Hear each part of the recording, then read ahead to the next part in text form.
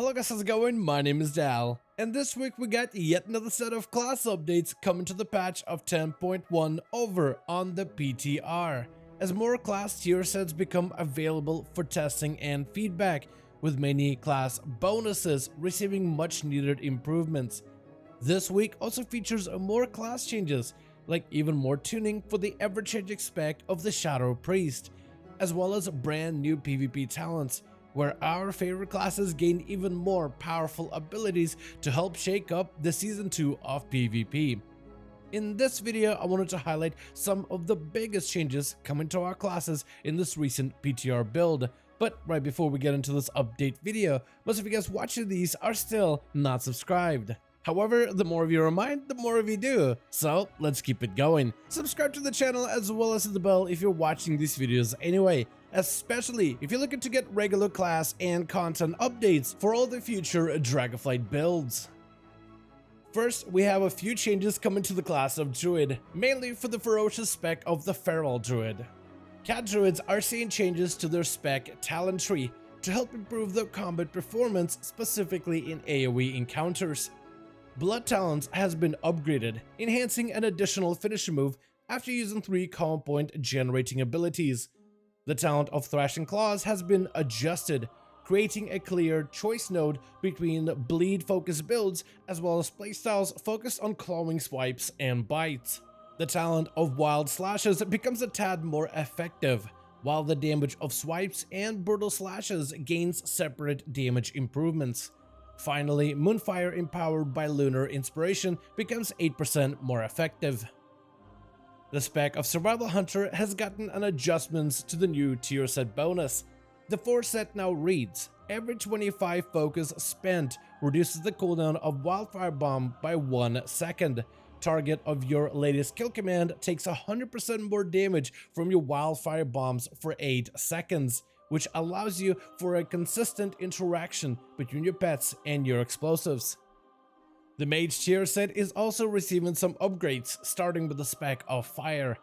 The ramp up required to unleash the tier set 4 set bonus has been significantly reduced, and the 4 set has been adjusted to increase the damage of your next 2 Phoenix Flames by 200%, with each Phoenix refunding its own charge, creating a powerful explosive effect which spreads to nearby foes like a wildfire.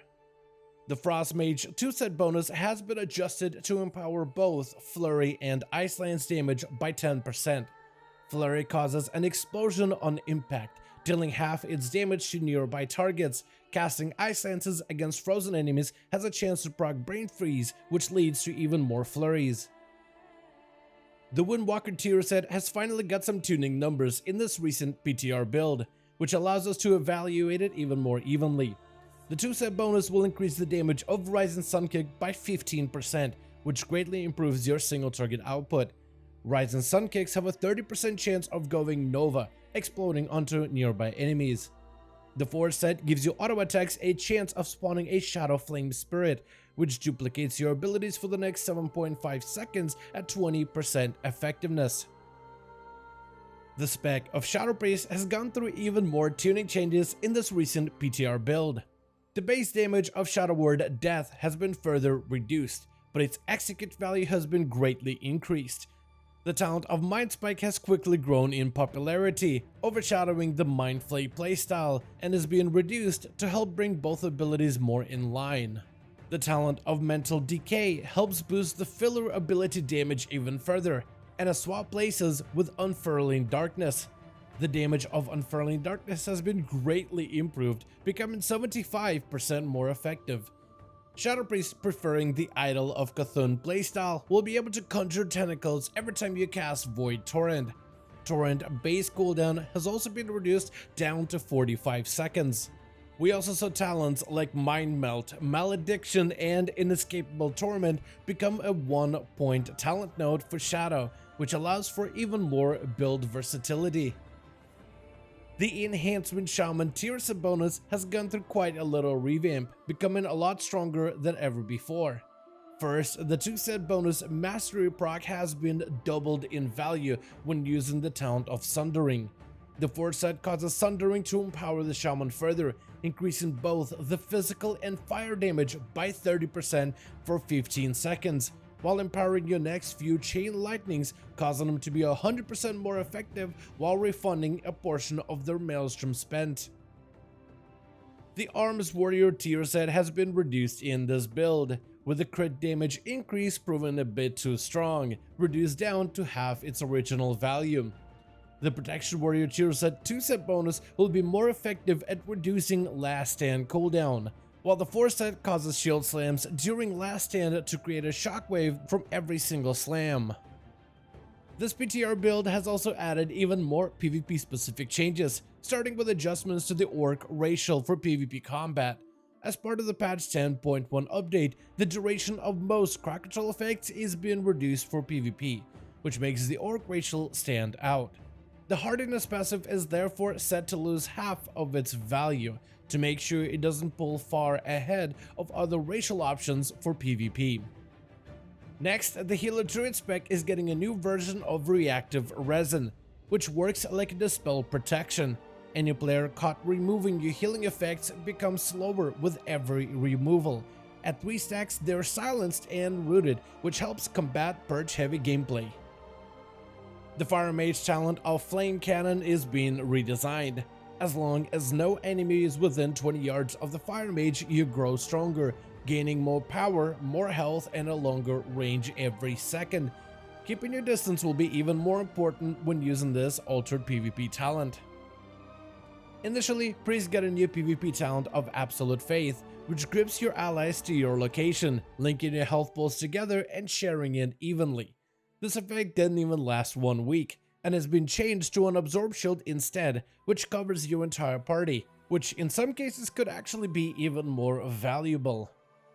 Besides this, Shadow Priests are gaining even more damage, with both Mind Spike and Mind Flay becoming 30% more effective in PvP combat. The class of Shaman has gained a new PvP talent of Burrow, and just as the name suggests, it lets you burrow underground. While beneath the ground, you are protected from enemy attacks, gain increased movement speed, cannot be slowed, and after 5 seconds you come back up to spike your enemy into the air. From the early testing, this talent makes you concealed from enemy attacks that require line of sight. This means damaging attacks, but also crack control effects like Hammer of Justice, Polymorph, Fear, and Blind. Though any crack control effects which don't require a target, like a capacitor AoE stun, will still affect you. The same goes for AoE attacks like Meteor, Flame Strike, Blizzard, Fan of Knives, and even Blade Storm, though this is still subject to changes. The class of Warlock is getting new updates as of the patch 10.1, with the PvP talent Bonds of Fel explosion damage increased by 33%. The new PvP talent of Impish Instincts helps reduce the cooldown of Demonic Circle whenever you periodically take damage from enemy attackers, which could give you even more movement potential. Demonology Warlock's Master Summoner PvP talent has been upgraded. Summoning Dreadstalkers, Vile Fiends, and the Demonic Tyrant is 20% faster, and the cooldown of Call Dreadstalkers has been reduced by 5 seconds. Calling down a Fel Lord in combat will cost no soul shards. Fel Lord's cleave damage has been increased and he swings his axe a lot more aggressively. And for now, that's going to be the full list of class changes arriving this week in Dragonflight. I want to thank all of you so much for watching this video, and I hope you guys enjoyed. Let me know all your thoughts in the comments below. As per usual, if you guys enjoyed this video or found it informative, go ahead and give it a thumbs up. I would very much appreciate it. And as always, in the description of every single live stream and video, we have a link to our Discord community channel. Probably the best place to reach out to me directly in case you want to let me know what you thought about this video, or discuss with the other members of the community what you think about the upcoming changes. Join our Discord to become part of the community. But otherwise, thank you guys so much for watching. I do hope you guys enjoyed. Let me know your thoughts, and as always, I'll see all of you guys in another video.